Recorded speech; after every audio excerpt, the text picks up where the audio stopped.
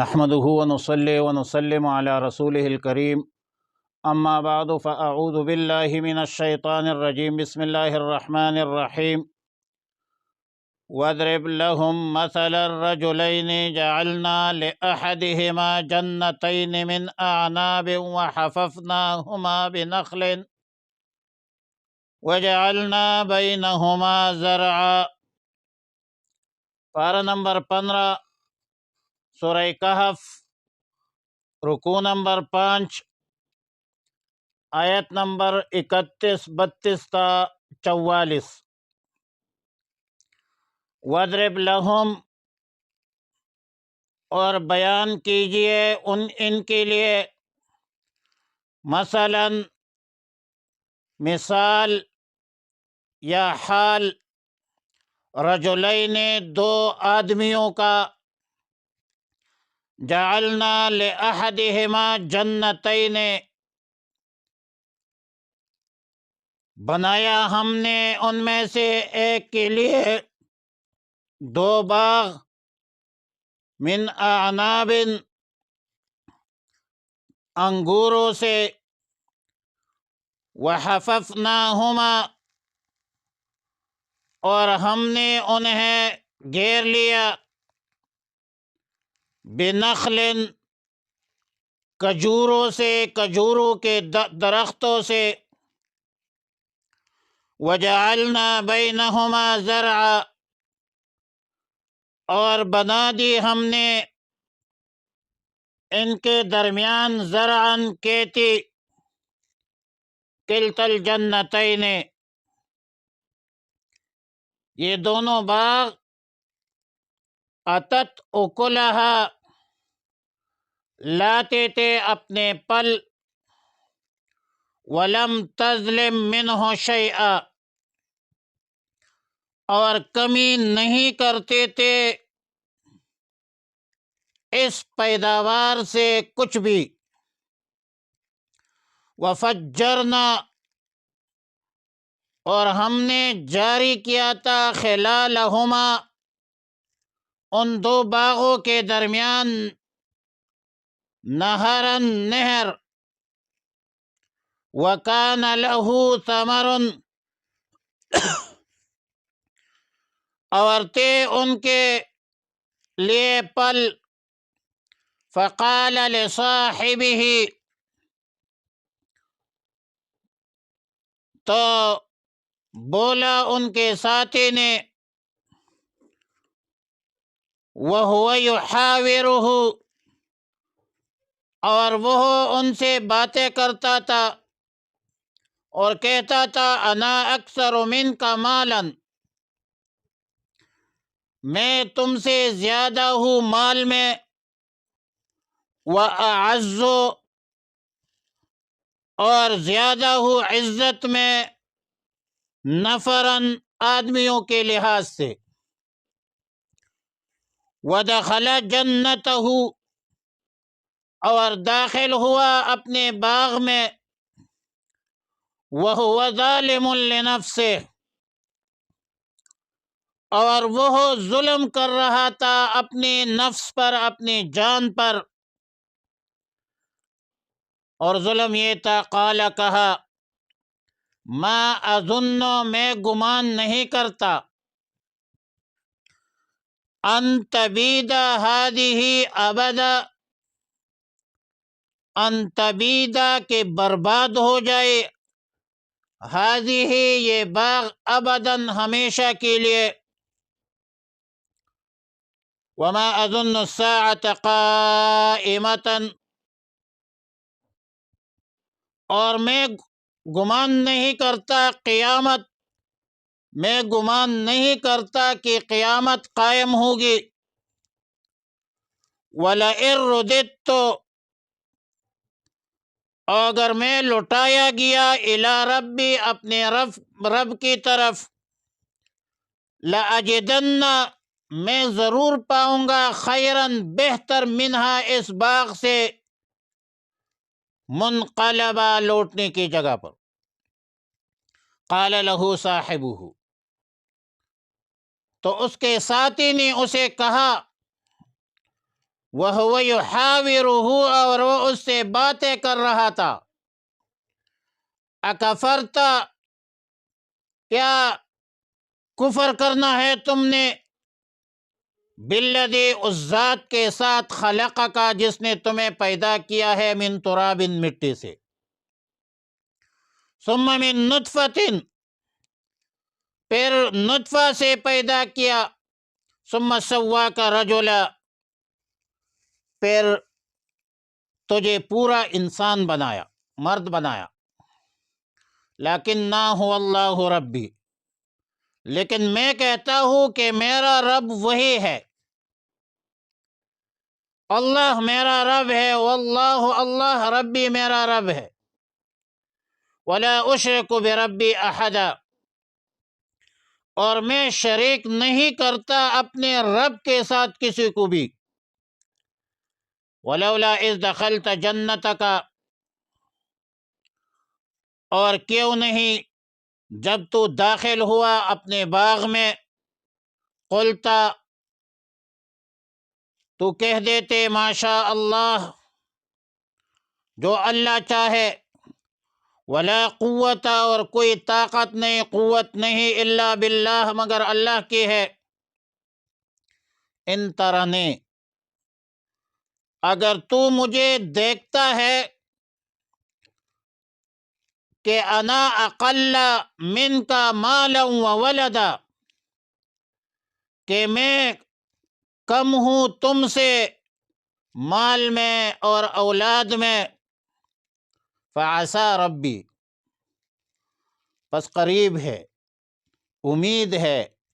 کہ میرا رب،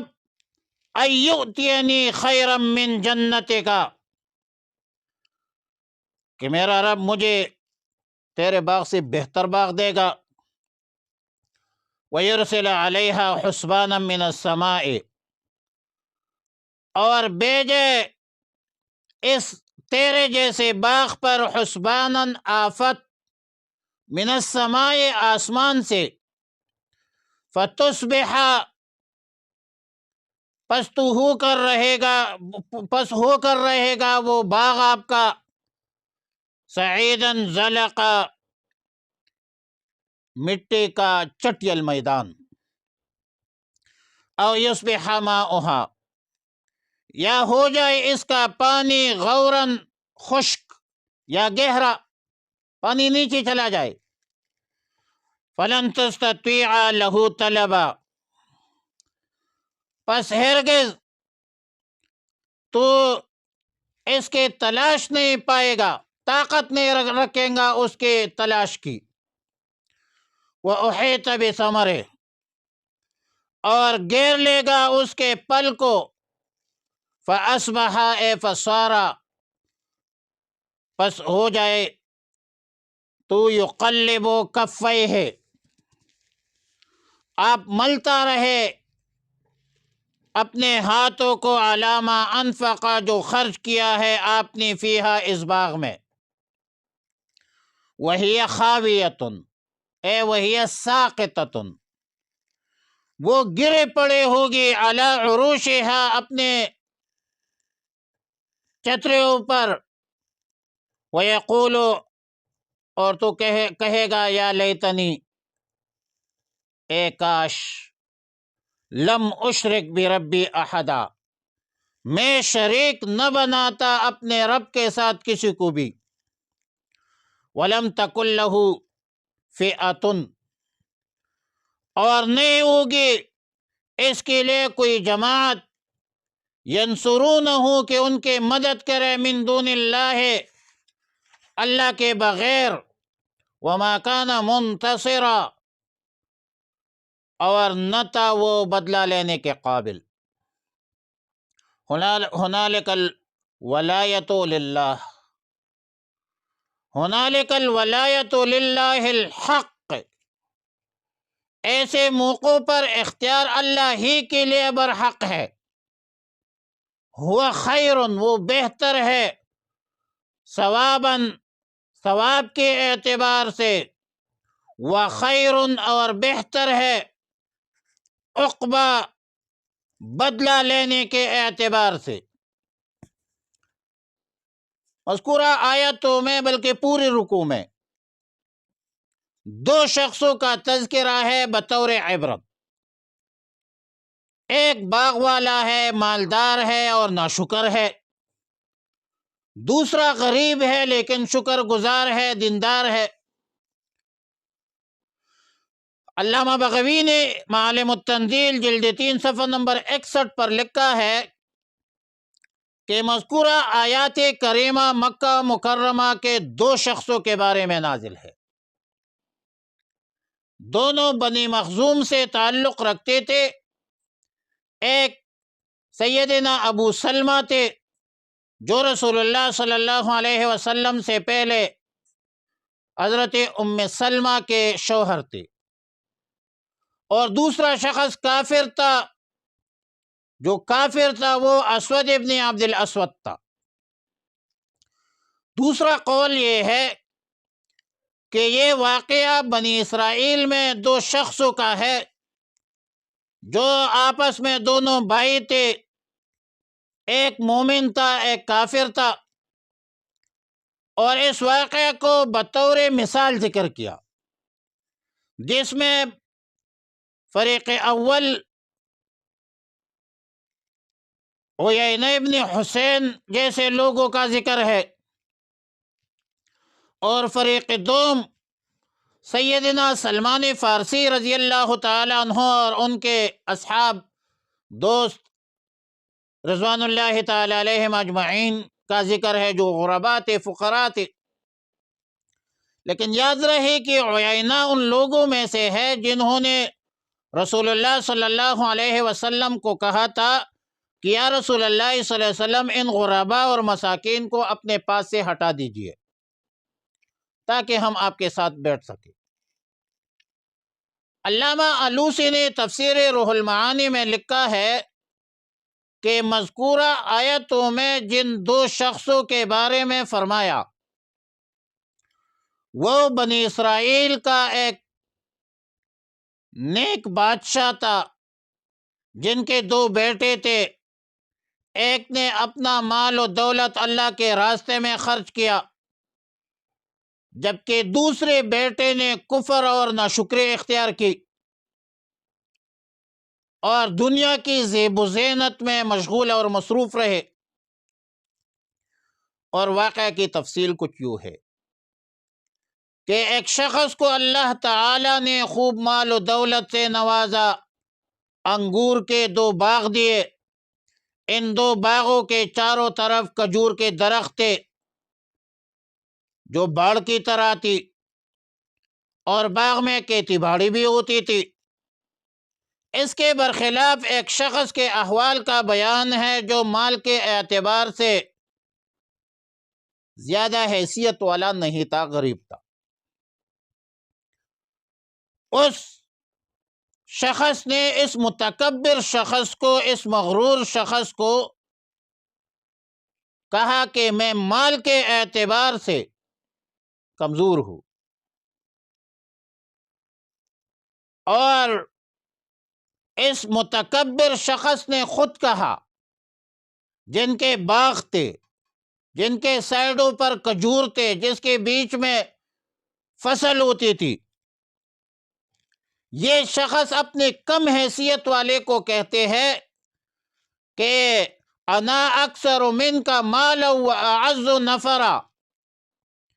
میں مال کے اعتبار سے بھی تجھ سے زیادہ ہوں، عزت کے اعتبار سے بھی زیادہ ہوں، افرادی قوت کے اعتبار سے بھی تجھ سے زیادہ ہوں، مطلب تکبر کیا۔ اور پھر اپنے باغ میں اپنے نفس پر ظلم کیا، ظالم لنفس، کفر پر قائم اور دائم رہا، اور باغ میں داخل ہوتے ہیں، کفران نعمت کرتے ہیں، کہتے ہیں کہ میں تو نہیں سمجھتا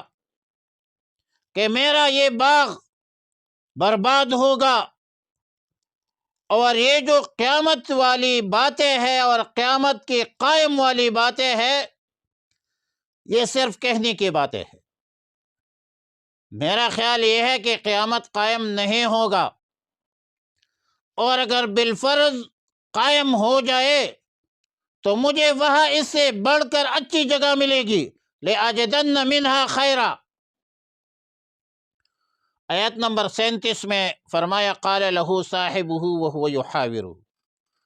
اس کے ساتھی نے تو سب سے پہلے اس کو عار دلایا، بہترین انداز میں اس متکبر شخص کو، اس مغرور شخص کی نادانی اور بیوقوفی پر متنبع کیا، اور فرمایا کہ جس رب نے، جس ذات نے تجھے مٹی سے پیدا کیا، پھر نطفہ سے پیدا کیا، خلقک من تراب ثم من نطفۃ ثم سواک رجلا، صحیح سالم بنایا تجھے، بدبخت تو اللہ کی ناشکری کرتے ہو، تجھے ایسا نہیں کرنا چاہیے۔ اور ظاہر ہے کہ خلقہ من تراب، آدم مٹی سے پیدا ہوا ہے علیہ السلام، جو ہر انسان کا باپ ہے، پھر ہر انسان جو ہے وہ نطفہ سے پیدا ہے، جو رحم مادر میں، اور رحم مادر میں نطفہ پہنچ کر بچہ بن کر ولادت ہوتی ہے، باہر نکلتا ہے، اور پھر ضروری نہیں ہے کہ وہ صحیح ہو، سالم ہو، ٹھیک ٹھاک ہو، اعضاء سالم ہو، لیکن فرمایا کہ تجھے تو اللہ نے ٹھیک ٹھاک پیدا کیا، سلیم و سالم الاعضاء پیدا کیا ہے، مزید کرم تجھ پر یہ فرمایا کہ تیرے اعضاء کو سالم بنایا ہے، تجھے مرد بنایا ہے، اور تو بجائے ایمان کے، شکر کے، کفر اور ناشکری اختیار کرتے ہو۔ آیت نمبر 38 میں فرمایا لَكِنَّا هُوَ اللَّهُ رَبِّي، گرامر کے اعتبار سے، نحو کے اعتبار سے لَكِنَّا مبتدا اول ہے، ہوا مبتدا ثانی، اللہ مبتدا ثالث، ربی مضاف مضاف الیہ خبر ہے مبتدا کی، تینوں مبتدا کے لیے، جملہ اسمیہ خبریہ ہے۔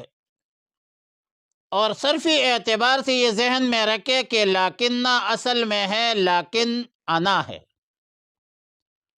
حمزہ کو خلاف القیاس حذف کیا، دو نون جمع ہو گئے، پہلا نون ساکن ہے، دوسرا متحرک ہے، پہلے نون کو دوسرے نون میں مدغم کیا تو لاکنہ بن گیا، جمع کا صیغہ نہیں ہے، یہ واحد متکلم کا صیغہ ہے۔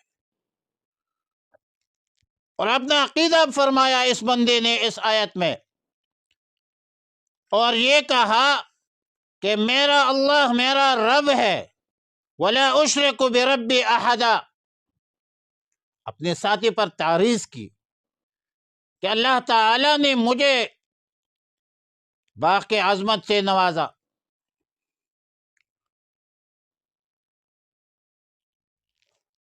اور آپ کو بھی بہت بڑے باغ سے نوازا ہے، لیکن بدبخت تو نے اس نعمت پر شکر ادا نہیں کیا۔ غریب آدمی نے تو اپنے کمزوری پر جو نعمت اس کو دی تھی، جتنی بھی تھی، اس پر تو شکر ادا کیا، لیکن جو مالدار تھا، باغ والا تھا، اس نے تکبر کیا، اس نے ناشکری کی، اس کو عار دلائی کہ آپ باغ میں جا کر یہ کہتے ہو کہ یہ باغ کبھی برباد نہیں ہوگی، تو قیامت کا بھی انکار کرتا ہے مالداری کی آڑ میں۔ اس مالداری نے آپ کو قیامت کا منکر بنا دیا، اس کے بجائے اگر آپ یہ کہہ دے کہ ماشاء اللہ لا قوت الا باللہ کہہ دیتے کہ یہ باغ صرف اور صرف اللہ کی مشیت سے وجود میں آئے ہے، یہ تو اللہ نے آپ کو قبضہ دیا ہے، اللہ کی مرضی ہوگی تو جب چاہے برباد کر لے گا، تو دیکھتا رہے گا۔ تمہاری غریب بندے نے کہا، شکر گزار نے کہا، تمہاری مال دولت اولاد کی کثرت میرے لیے غم اور تفکر کی بات نہیں ہے۔ اور پھر آیت نمبر 40 میں فرمایا فَعَسَىٰ رَبِّي أَن يُؤْتِيَنِي خَيْرًا مِّنْهُ، مجھے اللہ سے امید ہے کہ ان قریب اللہ مجھے تیرے باغ سے بہتر باغ عطا فرمائے گا، دنیا میں ہو، آخرت میں ہو، یا دونوں میں ہو۔ اور وہ وقت بھی دور نہیں کہ اللہ تیرے باغ کو تباہ کرے گا، آسمان سے کوئی آفت بھیج دے گا، تیرا باغ صاف چٹیل میدان بن جائے گا، اور یصبح ماؤہا غورا، یا تیرے باغ کا پانی زمین میں نیچے اتر جائے، پھر آپ پانی کی تلاش کرتے رہے، لگ جائے پانی کی تلاش میں۔ لہذا جو کچھ آپ کہتے ہیں کہ میرا باغ ہمیشہ رہے گا، یہ تیرے بھول ہے۔ آپ کہتے ہیں کہ میں ہمیشہ رہوں گا، یہ ایسا کوئی نہیں ہے، کل من علیہا فان، یہ دنیا ہے، دنیا میں جو کچھ ہے اس نے بھی فنا ہونا ہے۔ غریبوں پر غریب کی غربت کا تمسخر مت اڑاؤ، کیونکہ غریب ہونے میں ٹائم نہیں لگتا۔ فرمایا جس رب نے تجھے باغ دیا ہے وہ اس پر قادر ہے کہ آسمان سے اس پر کوئی آفت بھیج دے، پھر نہ درخت رہے نہ ٹہنی رہے۔ وَأُحِيطَ بِثَمَرِهِ فَأَصْبَحَ يُقَلِّبُ كَفَّيْهِ عَلَى مَا أَنفَقَ فِيهَا۔ مفسرین لکھتے ہیں کہ ایک آگ نے اس کے باغ کو، مالیت کو راکھ کا ڈھیر بنا دیا۔ اب یہ ناشکر شخص، متکبر مغرور شخص حیران کھڑا رہ گیا، اپنے باغ پر جو کچھ خرچ کیا تھا اپنے ہاتھ کو ملتا رہا،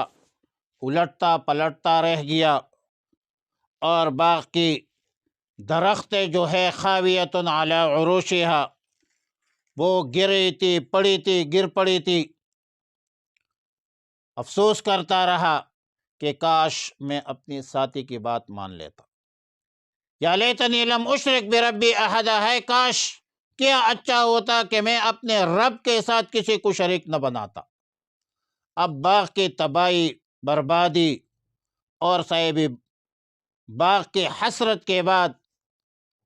اللہ تعالیٰ نے اس ناشکر شخص کی عجز بیان کی، وَلَمْ تَكُنْ لَهُ فِئَةٌ يَنْصُرُونَهُ۔ اس ناشکر شخص کے تباہی بربادی کے بعد کوئی فرد، کوئی جماعت، کوئی جتھا ایسا نہیں تھا جو اس کی مدد کر لیتے۔ وَمَا كَانَ مُنْتَصِرًا، اور نہ بدلہ لینے کا قابل تھا۔ اب ظاہر ہے کہ رکوع کے ابتدا سے دو باغوں کا تذکرہ تھا، لیکن بعد میں ایک باغ کا تذکرہ فرمائے بطور جنس ہے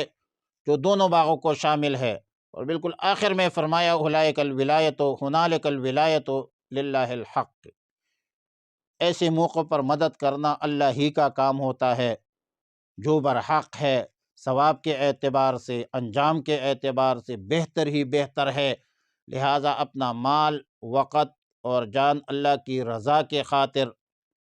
خرچ کرنا چاہیے۔ یہ مال بھی دائمی نہیں ہے، یہ اولاد بھی ایسی ہے،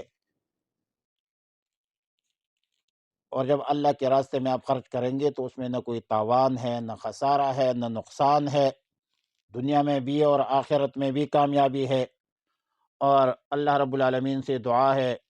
کہ ہمیں نیک اعمال کی توفیق عطا فرمائے اور تکبر سے اللہ بچائے۔ مال و دولت پر، اولاد پر غرور کرنا، تکبر کرنا، یہ بہت فاش قسم کی غلطی ہے، بہت بڑی غلطی ہے۔ اللہ ہمیں نیک اعمال کی توفیق عطا فرمائے۔